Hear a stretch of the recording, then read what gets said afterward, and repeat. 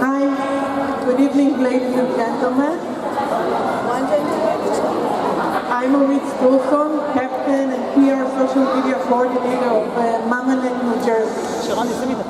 It is such a pleasure to welcome you all today to Mamanet's flagship event to celebrate life and to promote Mamanet's unique project, I'm Aware. I would like to also take this opportunity to thank the JCC for their generosity and for hosting all of Mamanet's games and operations.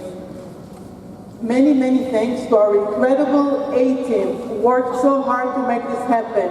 Our team leader, Limor Yarkoni, Sivan Landau, Elia Melter-Shitnit, Sima Mendelzit,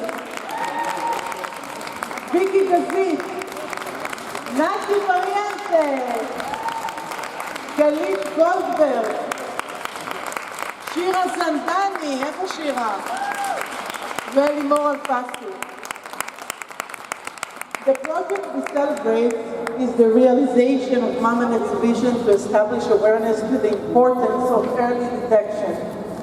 I'm also the daughter of Dalia, a cancer fighter. I fight the fight we hear on a daily basis. So today, by signing the raffles and this, we have the banner here? The banner? Behind you. This beautiful banner, we're also going to be role models. We're all going to commit to this dream, the dream of having a bright, cancer-free future. So let's have a toast to our new, empowering, exciting season. Cheers to Mamanet, New Jersey. Are you ready? Not yet. Okay.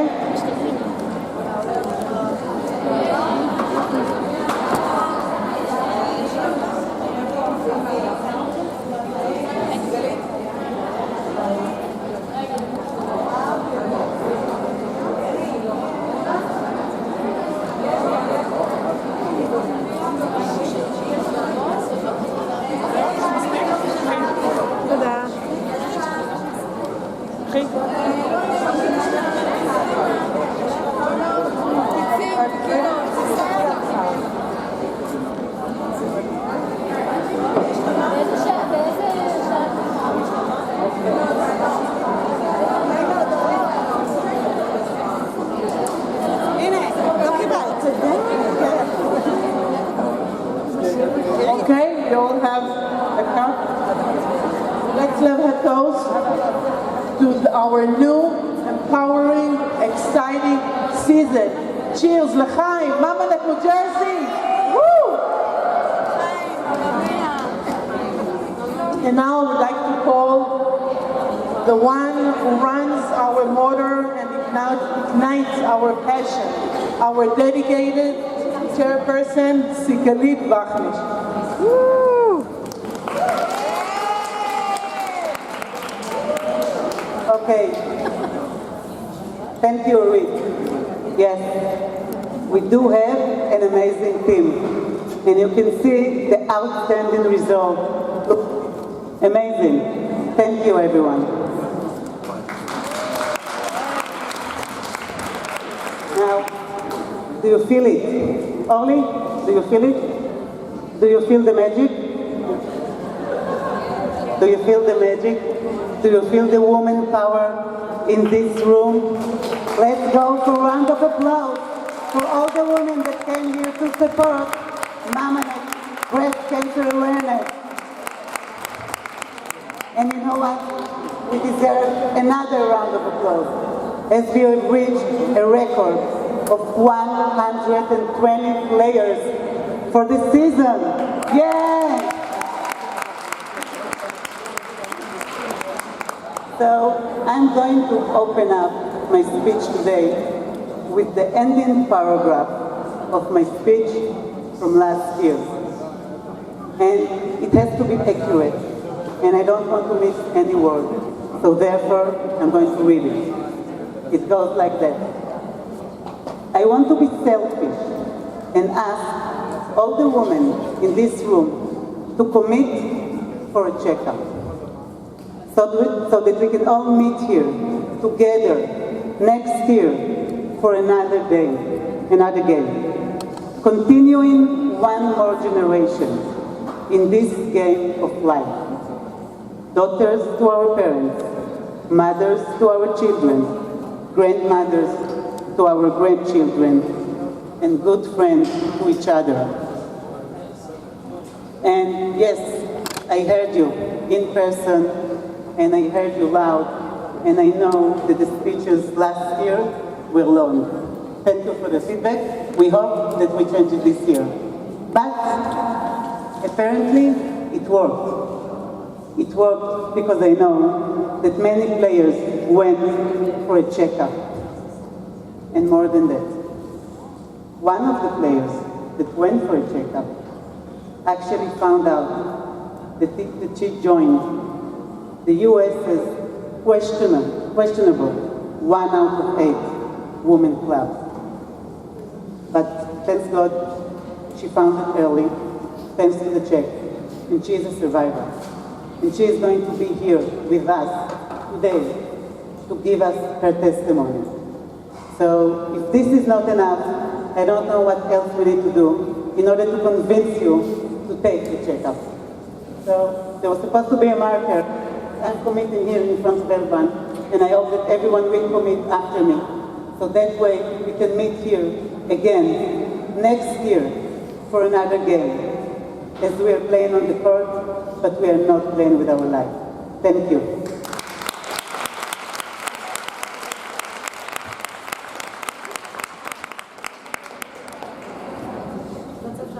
Thank you, Sigalit. Our next speaker is Miriam Chilton. She's the new Chief Operating Officer at the JCC, I'm sorry.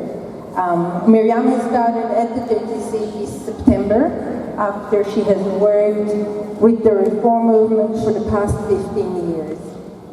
Miriam is here in her official capacity to welcome us all and to share her own personal story, as she is a recent breast cancer survivor as well.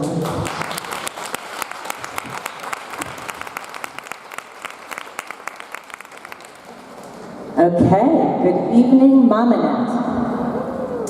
I've been here for 6 weeks, and I think in the first 6 minutes of being at the JCC, I learned about Mamanet and the amount of participation and excitement, and it is an honor very early on in my career to be here with you tonight for this particular occasion. I want to welcome you as an official representative of the JCC to thank you for actually supporting this particular issue and Breast Cancer Awareness Month. As you know, the JCC prides itself on a place where we build community, where we enrich lives, and we inspire Jewish journeys, and I want to personally thank each and every one of you for helping us to bring this particular vision to life. And as you heard from Limor, I am not only here as the Chief Operating Officer of the J and of our shared home, I am a breast cancer survivor. Yes, the C word is a big, hairy, complicated word, and tonight I want to share my journey in the hopes that I can make it a little less big, a lot less hairy, and hopefully help everybody to navigate it a little bit more easily. So I will share with you that this is the first time that I am speaking about being a breast cancer survivor publicly. That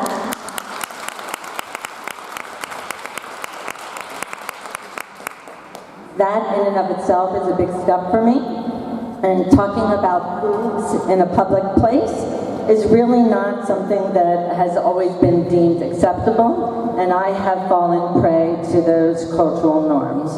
But when I was asked to speak this evening, I took pause and I thought that if my story could help somebody, even one person, then not only was I obligated to do so, but I felt perhaps there was a hidden purpose in my own struggles. So let me set the stage a little bit. Think about 2 years ago, I was a happily married woman and a mother of 2 adult children. I had a significant job that required a good deal of me at all hours of the day. I was healthy, I was fit, and even at the age of 56, I felt vital and somewhat invincible. I also absolutely despised going to doctors. I felt my time was more important than the way that I was treated in doctors' offices. I hated dealing with the inept administrators in doctors' offices. I hated insurance. There was every reason possible for not going to a doctor, especially when it came to preventative reasons. There was always a reason not to go. Luckily, I did find a good doctor eventually, and he, in essence, bullied me into getting a mammogram. I'm sure you know where this is going. I was diagnosed with cancer. I had ductal carcinoma in situ, and I was very lucky that it was an extremely early stage of cancer. I was unlucky in the fact that it was found in lots of different parts of my breast, which therefore necessitated that I get a double mastectomy.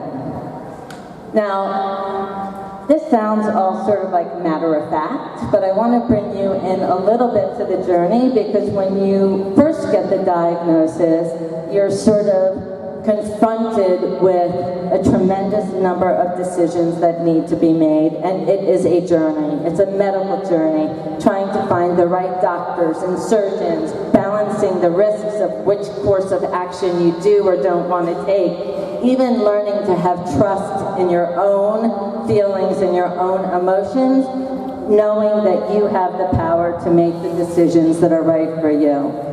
It's an extremely emotional and psychological journey.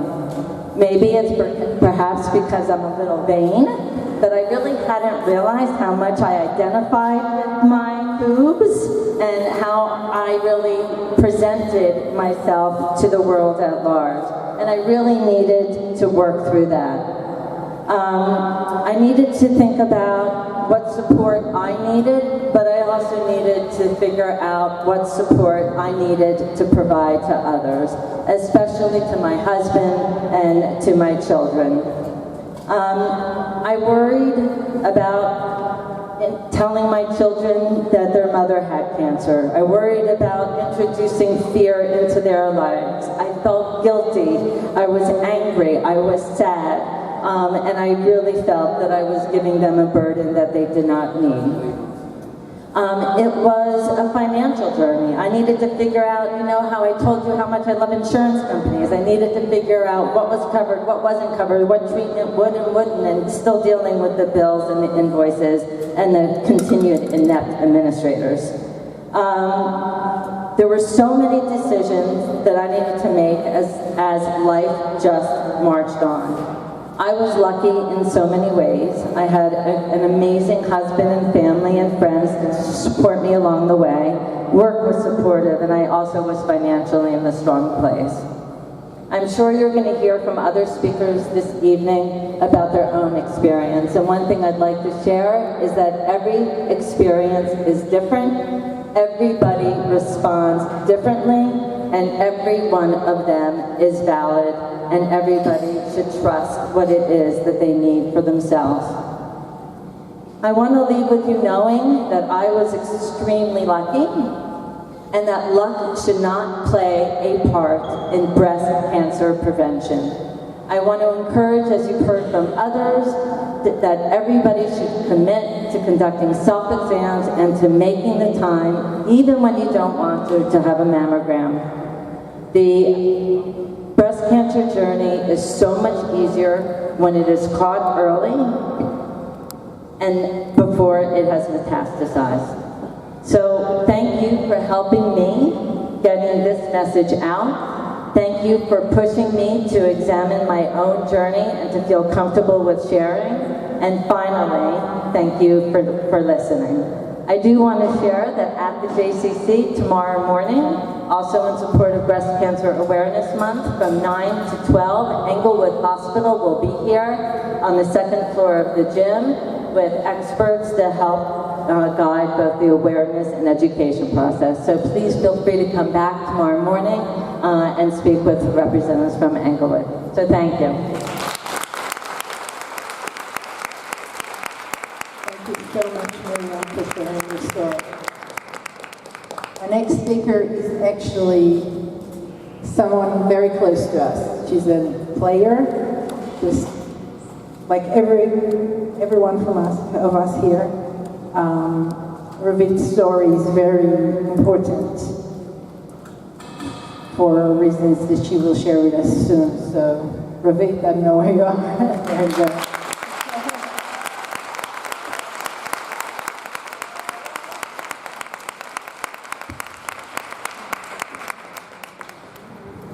I'm very nervous. I know most of you, and I'm very, very nervous. Good evening, everyone.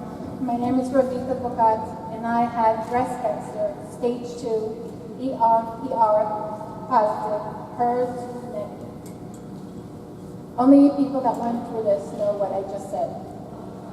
I'm very nervous, and I'm excited to be standing in front of you today because this is really coming full circle for me. This is really part of my healing process, speaking to you here. And maybe, just maybe, if I tell it one more time, I didn't cry so far, so much, and I'm gonna cry today.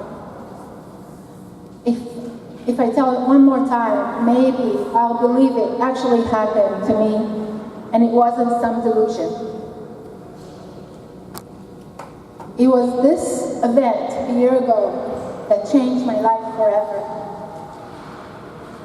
I remember like it was yesterday. I was sitting right there next to all of you, trying to listen over the chatter and not to be rude. Thank you for not chatting. I was listening to the doctor boring us with breast cancer details. I remember thinking, this has nothing to do with me. I'm healthy. I have no history in my family. Things like this happen to other people, not to me. So come on, let's get with the lecture so we can go play. The next speaker made a mark. She believed something was wrong with her. And the doctor sent her away saying she has nothing. Finally, she discovered she was stage 4 cancer. She really saved herself with her persistence. I picked up some postcards that night of the I'm Aware event. And when I looked at it more carefully, something clicked. The illustrations on the cards showed what breast cancer looks like and what it feels like. Those throbbing pulses of being shrugging off. Why does the illustration look so familiar? I did a self-check that night, and I felt something foreign. I called my OB that next morning. However, they can only see me in a month. It was clear to me that I would also know that needed to be persistent, like that speaker. Persistent with myself. I had so many opportunities to keep a blindfold on, so many excuses to ignore and walk away from this. About a week later, I did my mammo. It was on Saturday, when the tech is the only one there. I was curious, so I peeked into my images and saw no difference between the right and the left breast. I asked her if she should take another shot, another picture, because maybe something was wrong. Maybe it didn't work. So she took another shot from a different angle. Nothing. We saw nothing. But she wrote I complained. So they called me back. When I went back, they checked me. They did another mammo. No one could feel it or see it. But I knew. So they did a biopsy. And I was thinking through the pain, what am I doing to myself? They saw nothing in the mammogram. Why am I looking for trouble? It was November 14 at 4 p.m. the following day. I was about to show a house, and I got a call from the radiation doctor as I was about to leave my car. You have breast cancer. Yes, as simple as that. This is how a challenging year has started for me, my family, and my friends. I went through 20 pre-checks of MRIs, CT scans, mammograms, ultrasounds, all kinds of poking, 3 lumpectomy surgeries, 1 10-hour-long mastectomy surgery, 4 months of chemotherapy sessions, 5 weeks of daily radiation sessions, every morning, 14 days of raw, first-degree burns, countless bed rest days, 2 really deep cry sessions, 30 uplifting and balancing acupuncture sessions,